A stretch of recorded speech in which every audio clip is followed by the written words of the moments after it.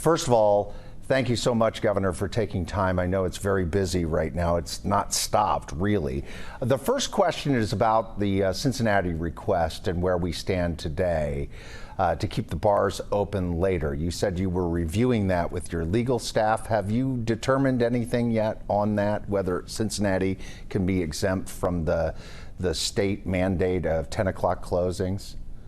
Well, I talked to Mayor Cranley about, hey guys, I'm really getting a bad.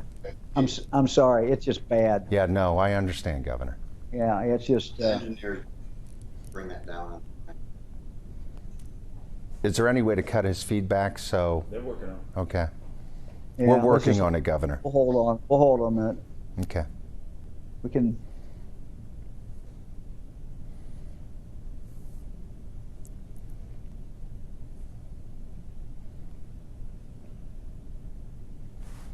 Patience. It'll be fine.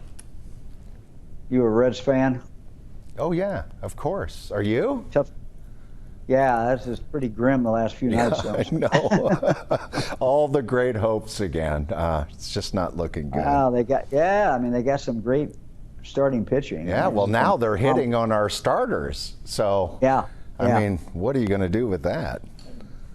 My son Pat and I decided that we're probably better off with these 7-inning double headers, so our starters don't have to go too deep into the bullpen. Not good to pray for a rain delay. So, are we still getting feedback, Governor? Or are you okay? Let me try.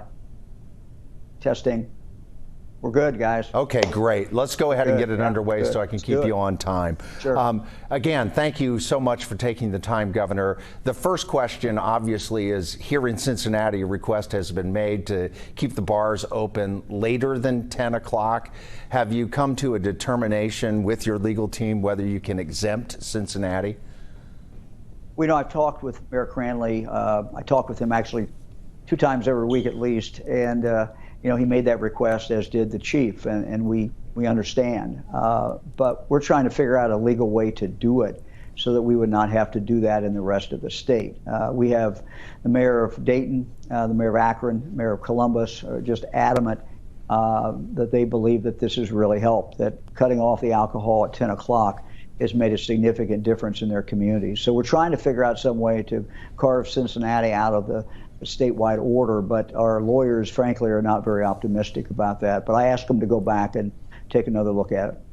There was a lawsuit filed, as you know, just filed, and it claims, of all things, that you, sir, are guilty of tyranny, that you have overstepped your constitutional granted permissions. In other words, that you're violating the law of the land in the steps you've taken to combat the pandemic. What is your response to that? Well, we've been sued a lot of times. I've been sued a lot of times during this pandemic. I'm sure we'll get sued again. I let the lawyers worry about that. My job, I think, is to focus on keeping Ohio safe. At the same time, keeping this virus down to a low level if we can, and to allow us to, live our lives and for our economy to come back. We're making a comeback, but we have a ways to go. But if this virus flares up again, that's going to destroy the progress that we have made. You've come under increasing attack from the far, far right, which is taking hold, as you know, on social media, that you've overstepped, that you're going way beyond, and that your answer to the pandemic has been all wrong. What is your response to the people of Ohio? Well, first of all, our authority, it's really the health department's authority, comes from a statute that's about 100 years old. And so the legislature gave the governor this power in extreme cases. This is obviously an extreme case. We haven't had anything like this for 102 years. So the legislature gave the governor this power for this type of emergency. I guess what it comes down to is a disbelief in institutions, including government, and we're certainly seeing that on the end here on journalism. People just don't believe the numbers are true. How do you combat people who say that, for instance, the latest round, that 6% is what we're really dealing with, and that it's only been the very elderly and the very sick anyway. So there, these are things that are out there that you're dealing with. How do you combat the fact that people say that what you're presenting, which is based on the evidence that's coming in, that what you're presenting simply isn't true? How do you deal with that? Well, first of all, we're following, we have since the beginning, the best medical advice that we can get, both in Ohio and across the country. We rely on that. A lot of this advice, frankly, comes from the lawyers at the White House. Every week we're on a conference call with Vice President Pence and the doctors. So, we're getting advice directly from them, but we're also getting advice from other doctors in Ohio and around the country. So we're focused on getting the best medical advice. That's what our decisions are based on. This whole idea about the 6% and people who say that, it's only the old people who are dying. It's only people who have a medical problem are dying. Well, first of all, that's kind of I would not call that a pro-life attitude. I consider myself very, very pro-life. I think every life is precious. And so when we sort of write off those lives and say, oh, well, they were over 70 or they had a medical problem, they're still dead. Don't their lives have value? As far as this 6%, the statistics came out that 6% of the death certificates show something in addition to COVID. And I think we would expect that. A large percentage of the population in this country, over 25 or 30, has some medical problems. So when COVID hits them, there may be other things that are involved. They may be diabetic. For example, they may have some immune deficiency. So it shouldn't be a surprise that other things show up on the death certificate in addition to the COVID. But So, they're just yes. as dead. And Yes. they died, and in most cases, they would not have died but for the COVID. And, you've been a U.S. Senator, you've been a lieutenant governor, you've been an attorney general, you've done so much, and now you're the governor, and here we are with a pandemic. I don't know if you've had time to really consider legacy. I assume that that's a luxury at this point, but in terms of your legacy, is the pandemic going to be a major part of your narrative after office? Well, I'm not thinking about legacy. We're dealing with too many things every single day to worry about the long-term legacy. I am sure that any governor has been governor during the pandemic, in their obituary, there's going to be something about the pandemic, but, I don't worry about that. I mean, I do believe that the experience I've had in government at all levels, county level, state level, federal level, has helped me, has helped prepare me for this really unique time in our history. But it's really been Ohioans, and I want to give the credit to Ohioans who've got us to the point where we are today. We've had tragedies, we've had a number of people who have died, but we've not seen a huge flare-up like we've seen in so many of the southern states, like we saw in New York. We have been able to avoid that. And the reason we've been able to avoid that is because Ohioans have been willing to make the sacrifices that they needed to make. We have in Cincinnati, for example, you walk in the streets, you're going to see 80–90% of the people have masks on today. That's what is enabled Hamilton County and some of the other urban counties to see a downturn in the amount of the COVID. So congratulations, Hamilton County and every other county. People are making a difference. So I don't want to be crass about this, but you certainly are evaluating your response because you're leading this, and you have to take credit for at least giving that message daily to the people of Ohio. How do you believe you're handling this? I mean, are you giving yourself high marks at this point? Any adjustments? And I guess, is there any one decision that you felt, gee, I wish I would have taken that back? Have you made any mistakes in this? Oh, I think when you look back, I'm sure there'll be plenty of mistakes that I made. But what you try to do is to make the best decisions based on the facts that you have. I mean, I've learned some things over my career. One of the things I've learned is when I've made mistakes in the past in other jobs, it's been generally because I did not have enough data, I did not ask enough questions, did not ask the right people.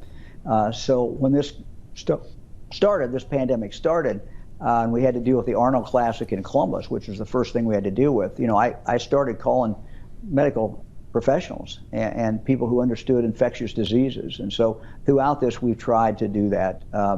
The other thing I've learned throughout my career is you got to trust your instinct, you got to trust your gut. You try to get informed, you talk to the best people you can, then you got to go with what you think is best. I've tried to do that. It's not always been popular. Sometimes we've been, shutting things down early on, and people said, well, what are you doing that for?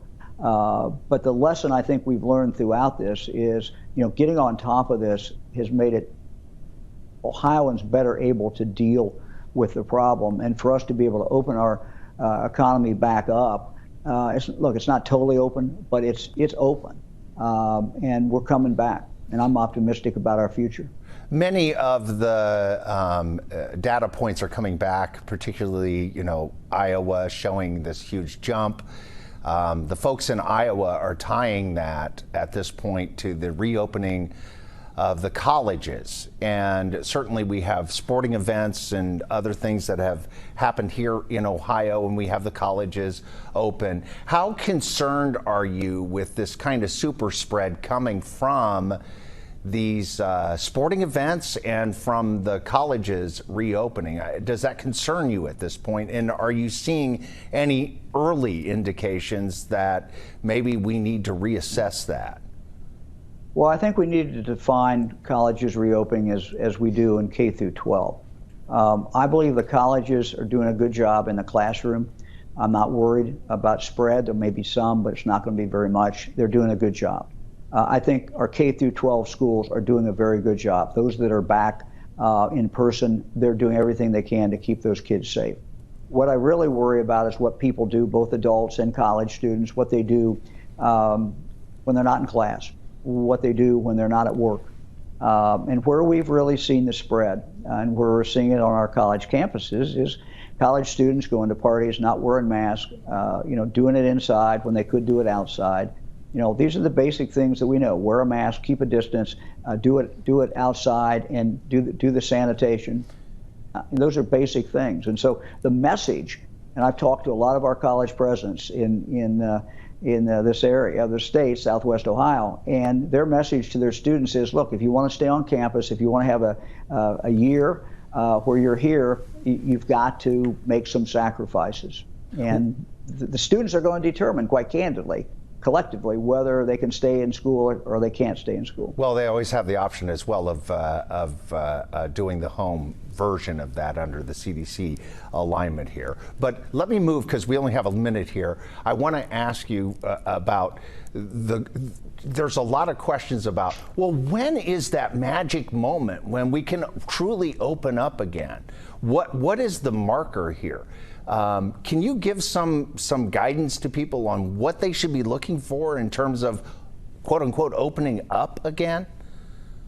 Well, first of all, we're pretty open.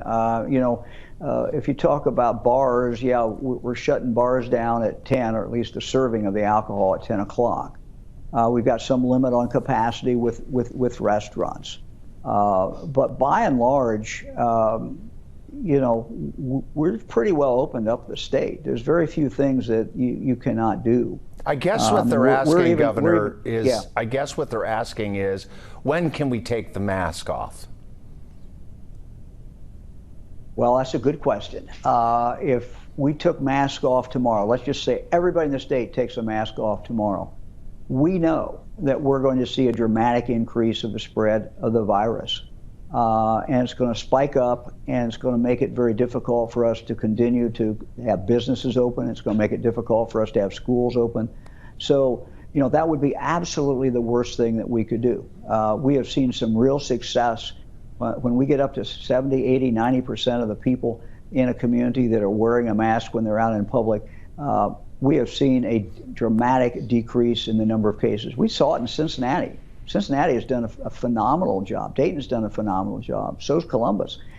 We've seen those numbers come down, and they came down when we put the mask order on, and we went from, say, 60% to 90% of the people wearing masks. And it's made all the difference in the world. So it would make absolutely no sense for us to stop doing that. Okay, so it sounds like we're going to keep the masks on until we come up with a real solution, which is getting us all immune to this, which is part of what we're working on. Is that correct? Well, I certainly don't see it in the foreseeable future. I mean, we're looking at our positivity rate, which is now about 4.5. That's going up as schools go back in, and we kind of expected that. So, unless we got it down, say, to 1%, something like that, some part of the state, we certainly should be all wearing masks. Absolutely. Governor, thank you so much for your time. My best to you and your wife, Fran, and your entire family. Thank you for your leadership, sir. Appreciate it. Good being with you. Thanks, Chris. Thank you. Yeah.